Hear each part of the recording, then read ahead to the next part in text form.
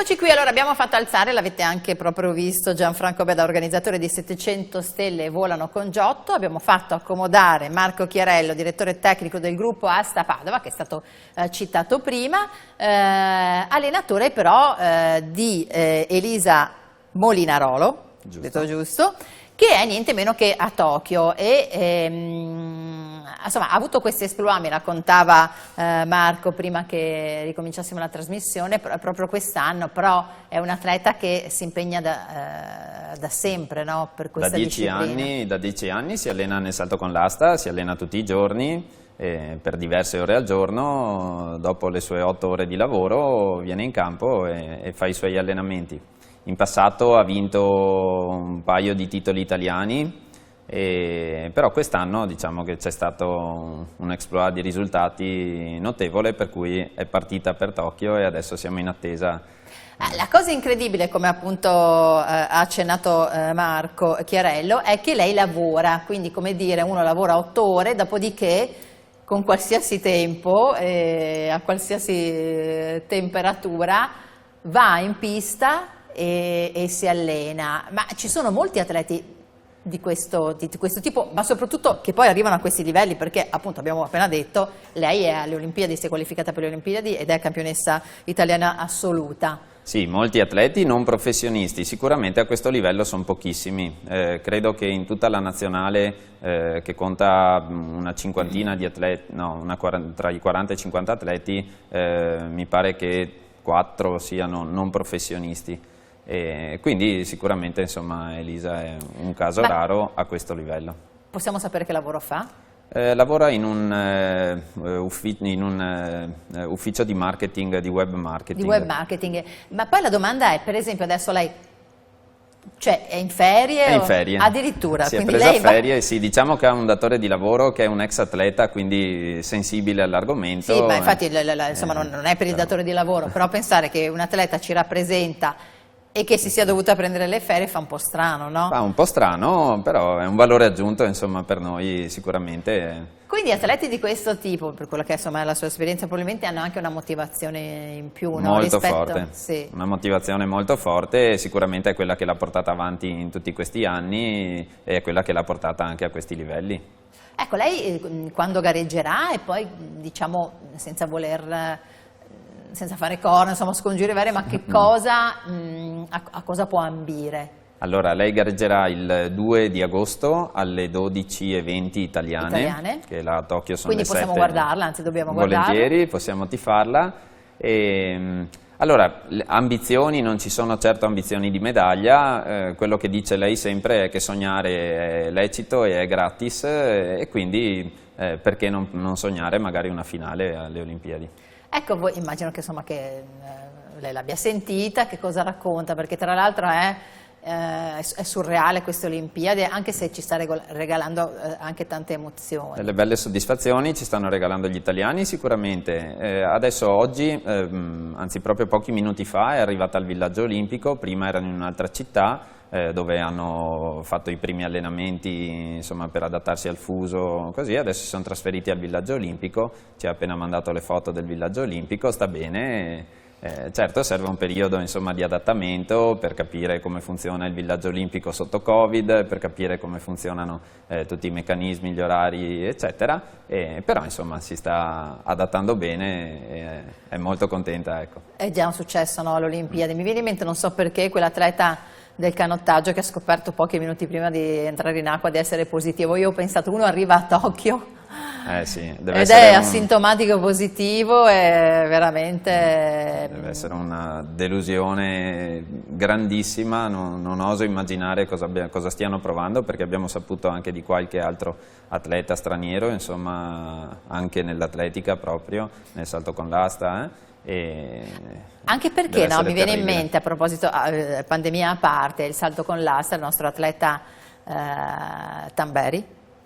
Salto in alto. Salto in alto. Marco Tamberi si è appena qualificato per la finale. Che si è qualificato, però anche lui è stato sfortunatissimo e quando si parla di Olimpiadi si parla di anni, no? Tra l'altro certo. In questo caso c'è un anno in più. Se fosse successo un anno fa, Elisa per esempio, cioè per lei per dire è meglio che sia successo adesso? È più in forma adesso? Sicuramente è più in forma adesso. A noi è andata bene che l'Olimpiade sia slittata di un anno, insomma.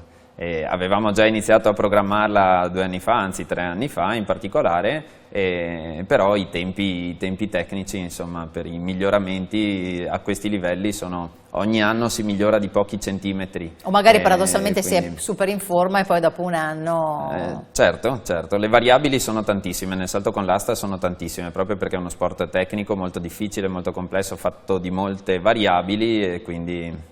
Elisa com'è arrivata? Cosa? Elisa come è arrivata al salto con l'asta? È arrivata perché ex ginnasta di buon livello, aveva assaggiato qualche esperienza nazionale, giovanile, e poi ha visto uno spot televisivo di Elena Isinbayeva, che è la primatista del mondo di salto con l'asta, ex nazionale russa di ginnastica artistica, e ha detto perché no. Elisa viveva già a Padova per motivi sportivi, per la ginnastica, e si era trasferita da Verona, da Soave, e a Padova ha trovato il gruppo Asta Padova, appunto, e quindi una città dove il salto con l'asta si praticava già, c'era già una lunga tradizione, e da là è cominciato il suo percorso. Aveva 16 anni, ci siamo incontrati là e abbiamo cominciato questo percorso che appunto ci sta portando a Tokyo. Come si capisce quando un atleta può, diciamo, avere quello che si direbbe l'X Factor, no? Perché magari ci sono degli ottimi atleti, dei buoni atleti che possono fare dei risultati dignitosi, però poi ci sono quelli che vanno alle Olimpiadi. Diceva prima Gianfranco che il salto con l'asta è per tutti, e è vero che è molto democratico, proprio perché essendoci tante variabili, tante componenti, dalla componente tecnica, quella acrobatica, quella della velocità, quindi la componente fisica, la potenza che si può esprimere nel gesto, e una forte componente motivazionale, psicologica, di attitudine al salto.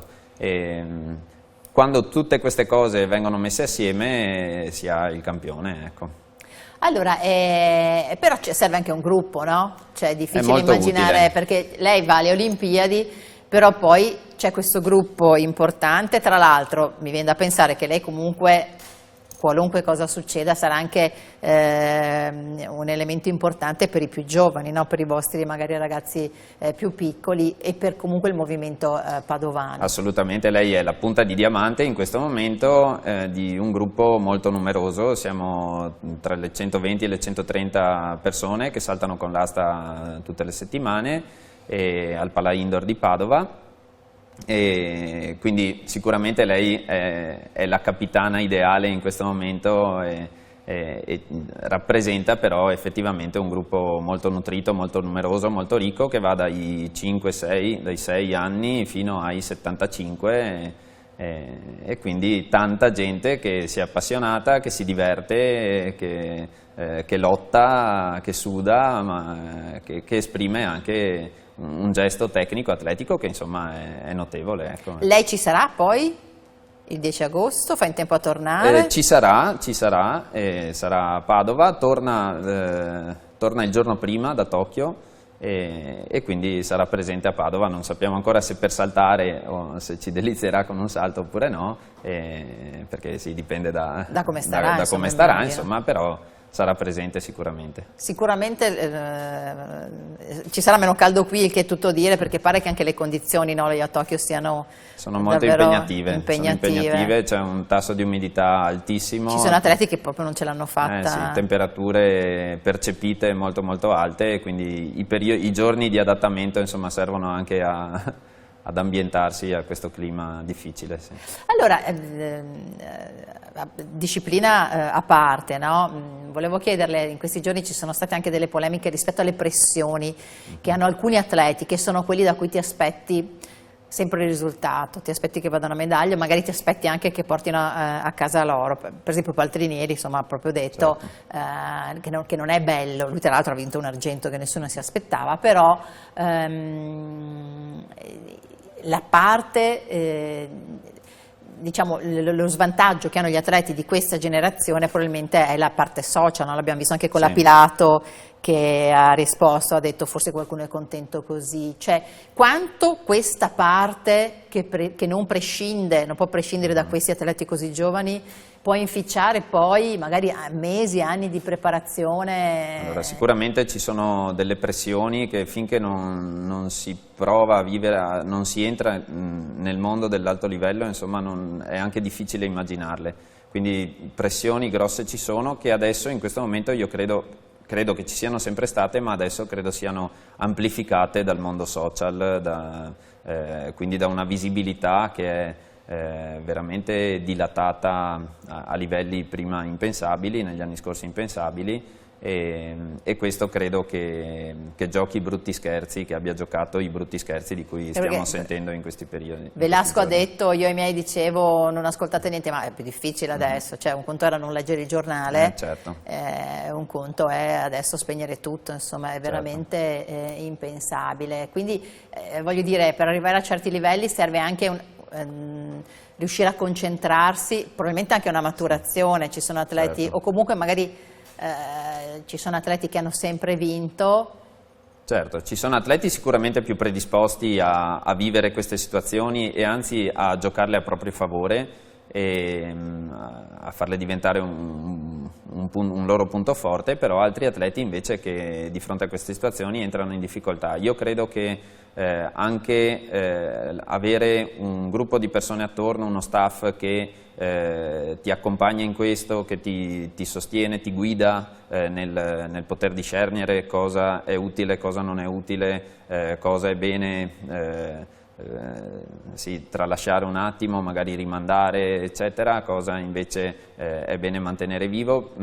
Io credo che questo possa fare la differenza e in questo federazioni, CONI dovrebbero formare, dovrebbero fare quadrato attorno agli atleti. Insomma, non è forse un po' un peccato che quando ci sono grandissimi talenti poi rimangano anche quasi soli? Adesso ovviamente mi viene in mente la Pellegrini che adesso dice così, adesso dice mi sono divertita, ho sorriso sott'acqua anche se sono arrivata a settima, però certo. Cioè, abbiamo visto insomma le sue difficoltà nonostante certo. sia questa atleta negli anni immensa. Ha avuto grosse difficoltà, sarebbe bello poter avere la maturità che ha adesso, poterla aver avuta in passato, e io credo che gli staff tecnici, gli staff federali eccetera dovrebbero accompagnare anche in questo. La difficoltà, una delle difficoltà penso possa essere dovuta al fatto che molti sport vengono messi in grossa luce nel periodo olimpico e poi spariscono, quindi c'è anche poca abitudine a questo rispetto a sport maggiori dove magari le telecamere e i riflettori sono sempre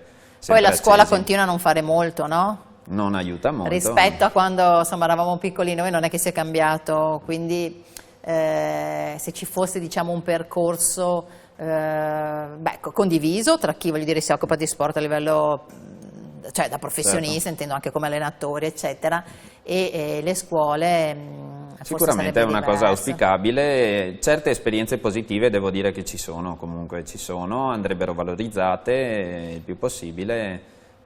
Dopo sta anche a noi del mondo sportivo diventare sempre più capaci insomma, certo. di stare a questo gioco. Ecco. Allora, siccome siamo in chiusura, facciamo uno spot per il 10 agosto, nel senso che diciamo perché dovrebbero venire. Allora, sicuramente sarà una manifestazione, come si diceva prima, che unisce cultura, spettacolo e una disciplina sportiva sicuramente spettacolare, acrobatica, bella, e metterà assieme tutte le fasce di età, maschi, femmine, adulti, bambini, atleti di altissimo livello, e quindi ce n'è per tutti i gusti.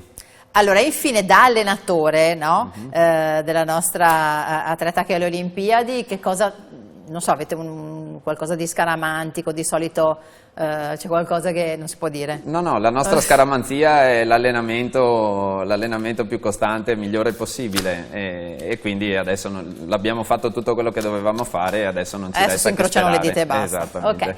Bene, allora grazie a Marco Chiarello, direttore tecnico del gruppo Asta Padova. Grazie a voi per averci seguito e noi ci rivediamo poi con gli appuntamenti dedicati a 7 in punto. Una buona giornata.